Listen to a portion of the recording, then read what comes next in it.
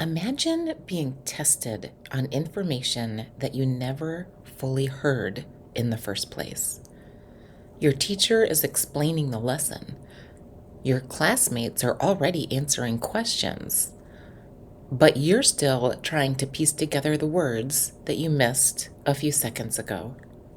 That gap matters because for deaf and hard of hearing students, classroom success isn't just about paying attention. It depends on whether the information is actually accessible. In this video, we're going to break down what it can really feel like to have a hearing loss in the classroom, from missed instructions to group work, lectures, and everyday conversations. By the end, you'll understand why the classroom can create major barriers and what teachers, classmates, and schools can do to make learning easier to follow. The majority of students with hearing loss in today's classroom use spoken language and not sign language. Many of them have cochlear implants or hearing aids, but that doesn't mean that they can hear normally. When you have a hearing loss, you're not getting a clear signal. You're getting fragments of information. Maybe you catch the beginning of a sentence and you miss the end. Maybe a classmate 2 rows back asks a question and you only hear half of it. But the teacher's whole answer builds on that question. For a hearing student, all of this information just arrives. It's ambient, it's automatic. For a student with hearing loss, none of it is automatic. Every piece of information has to be mentally hunted down, pieced together, and double-checked. And that takes energy. Mental energy that hearing classmates are spending on actually learning the material a student with hearing loss is spending just trying to receive it in the first place. So by the time the lesson moves on, that student might still be processing what was said 2 sentences ago, while the class has already moved 3 sentences ahead. This can feel very isolating for students with hearing loss. Imagine raising your hand to answer a question only to realize halfway through your answer that you misunderstood what was actually being asked. Or imagine the whole class laughing at something and you have no idea what was funny, so you just laugh along anyway because you don't want to be the one person asking, "What did they say?" for the 5th time over again. Over time, that adds up.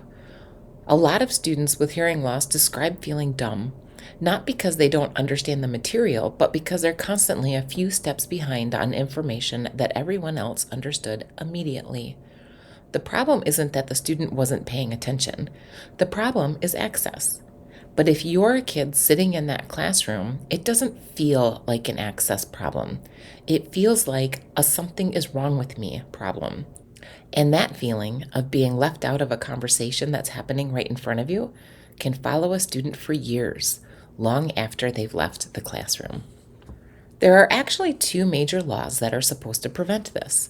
IDEA, the Individuals with Disabilities Education Act, which says that students with disabilities are entitled to a free, appropriate public education. Appropriate is the key word there. It's not just about being present in the room. It's about the education being designed to work for that student. Then there's the ADA, the Americans with Disabilities Act, which focuses more on equal access. On paper, that sounds great. Equal access to the classroom, equal access to the lesson. But here's the catch. A huge amount of classroom learning doesn't come from the official lesson. It comes from overhearing things.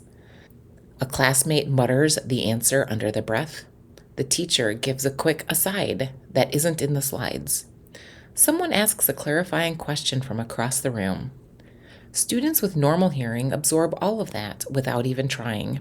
Students with hearing loss often can't.